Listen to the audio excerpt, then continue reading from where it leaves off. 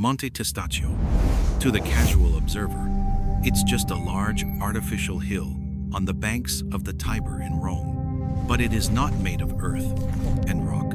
It is a silent, sprawling monument to logistics, composed entirely of the shattered remains of an estimated 53 million ceramic jars, or amphorae. For centuries, this was the city's dumping ground for the containers that brought olive oil from distant provinces. But it represents only a fraction of the total logistical throughput required to sustain the beating heart of an empire. The real question, the one that dwarfs even this mountain of pottery, is how did Rome feed itself? At its peak, the city was home to nearly 1 million people, the largest metropolis the Western world had ever seen. A population of that density cannot sustain itself on local agriculture. It requires a supply chain of unimaginable scale and efficiency. This was the purpose of the Cura Annona, the state-supervised grain dole that provided subsidized and later free grain to hundreds of thousands of Roman citizens. It was the bedrock of imperial stability. A delayed shipment wasn't just a commercial loss. It was a threat of starvation, riots, and political insurrection. So, how did they pull it off? Year after year, century after century, where did the river of grain that flowed into the capital truly originate? Now, let's open the field reports and reconstruct the systems that powered the ancient world. The traditional narrative, etched into our historical consciousness, points primarily to two sources: Sicily, Rome's first provincial breadbasket, and later, the unparalleled fertility of Egypt. After its annexation by Augustus in 30 BCE, the Nile Valley became the personal property of the emperor. Its vast grain surplus diverted almost exclusively to the capital. The image is a powerful, colossal fleets, the grain ships of the Alexandrian convoy, braving the Mediterranean to deliver life itself to the docks at Ostia. This model has served as the foundation of our understanding for generations, built upon classical texts and the sheer logic of Egypt's productivity. It suggests a simple, almost linear system, a few superproducers supplying a single massive consumer. But what if the system was far more complex, more dynamic, and ultimately more resilient than this straightforward account suggests? History, like nature, abhors a single point of failure. Relying so heavily on one or two sources, however reliable, would have exposed Rome to catastrophic risk from pirates, storms, or regional instability. When we, as researchers, began to question this model, the challenge was one of evidence. How could we possibly trace a shipment of anonymous grain across thousands of miles and 2 millennia? The answer, it turns out, was hiding in plain sight, in the very vessels that carried the cargo. The amphora was the cardboard box of the ancient world, a standardized, mass-produced ceramic container essential for the transport of wine, oil, and crucially, grain. Archaeologists have meticulously cataloged them for over a century, developing detailed typologies based on shape, size, and markings to infer their origin and contents. A Dressel 20 amphora, for instance, Dressel 20, immediately signals two-pack, Spanish olive oil. Spanish to a olive trained oil. eye. Yet for grain, the picture is murkier. Grain was often shipped in sacks, but also in amphorae, and styles of pottery were frequently copied across the empire, making a visual identification of origin notoriously difficult. The pots themselves could tell us what they likely carried, but the fundamental question of where they were from remained an educated guess. To truly map this network, we needed a method that could bypass the form of the jar and read the intrinsic signature of its origin. We needed a geological passport, locked within the very fabric of the clay itself. That geological passport is not a stamp or a maker's mark, but an invisible signature encoded into the very atoms of the clay. The science that allows us to read it is called isotopic analysis, a powerful tool that transforms a mute potsherd into a voluble witness. To understand how it works, we must first look at the elements themselves.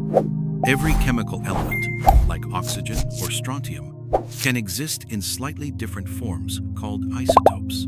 These isotopes have the same number of protons, but a different number of neutrons, giving them a minuscule difference in mass. Crucially, the ratios of these different isotopes are not the same everywhere on Earth.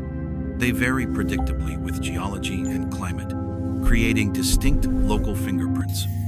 Our investigation begins by targeting two specific elements within the ceramic matrix of an amphora: oxygen and strontium.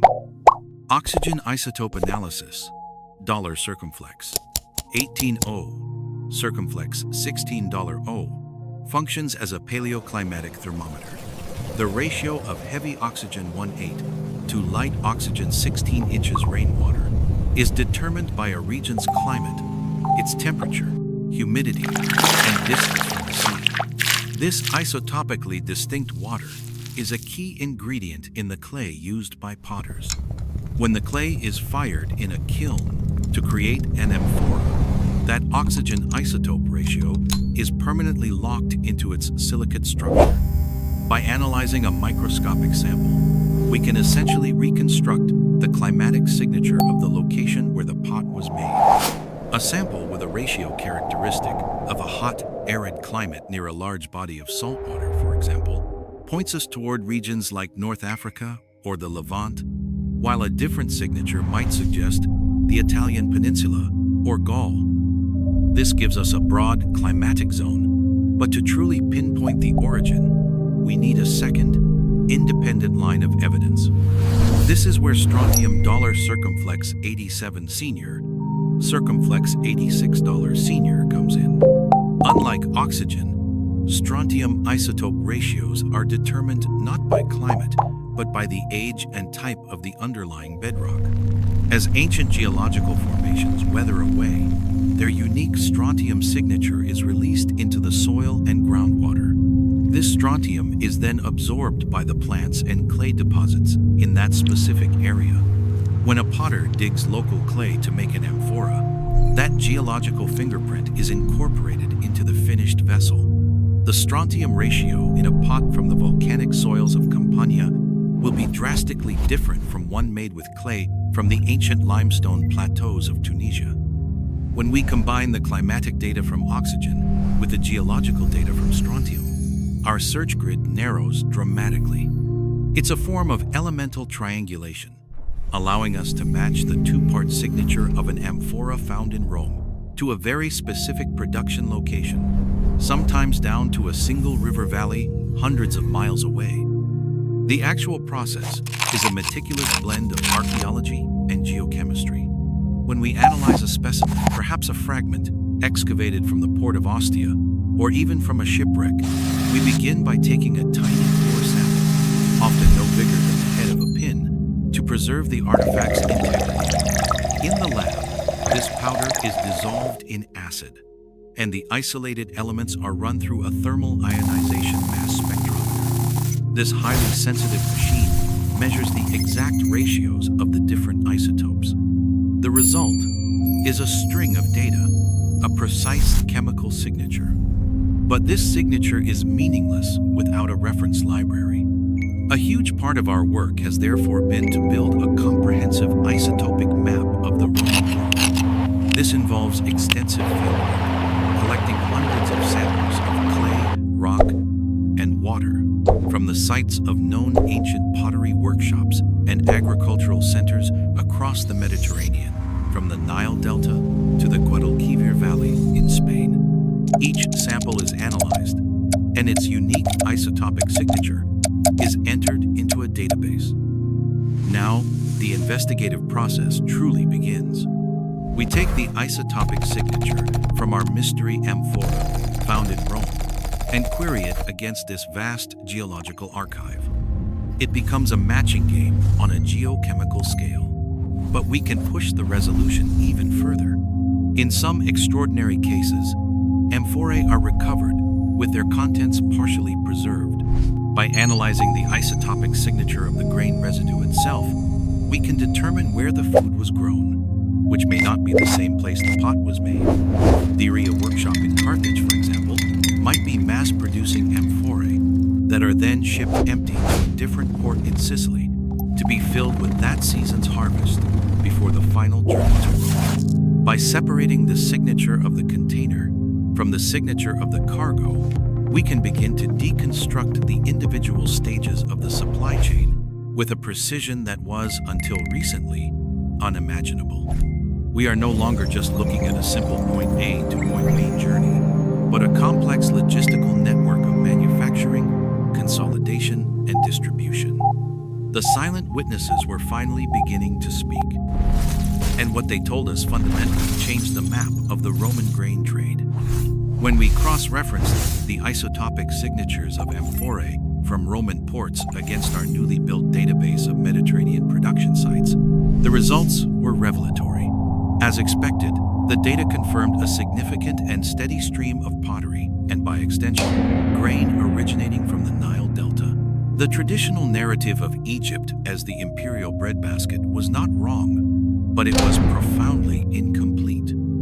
Alongside the Egyptian signatures, our mass spectrometers began to identify a substantial and consistent presence from another North African powerhouse. The region around ancient Carthage, modern-day Tunisia. Far from being a secondary source, Tunisia emerged as a linchpin of the Annona, a vital and co-equal supplier. The map grew more complex still. We found clear signatures from the fertile plains of Sardinia, an island often overlooked in grand imperial histories, but clearly a critical node in the supply network. Further afield, isotopic matches pointed to specific coastal regions of Hispania Baetica, in southern Spain, and even parts of southern Gaul. The picture that emerged was not the simple linear system of a few superproducers feeding Rome. Instead, the data painted a portrait of a highly diversified, geographically distributed, and remarkably resilient supply web. The Roman state was not just relying on the overwhelming bounty of Egypt, it was actively managing a portfolio of sources. This discovery forces us to re-evaluate the very nature of Roman logistical planning. A diversified network is a clear strategy of risk mitigation. A poor harvest in the Nile Valley, a locust swarm in Tunisia, or increased piracy along a specific shipping route would no longer represent an existential threat to the capital's food supply. The administrators of the Annona could compensate by increasing quotas from Spain or Sardinia. This implies a level of information management and centralized control that is astonishing for the pre-industrial world. Officials in Rome must have had access to regular and reliable reports on harvest yields and available surpluses from across the entire Mediterranean. In modern terms, they were practicing a sophisticated form of supply chain management, creating redundancies to ensure the system's integrity against localized shocks. It was an insurance policy written in Amphorae clay and scattered across a dozen provinces. This logistical prowess was the invisible scaffolding that held the empire together.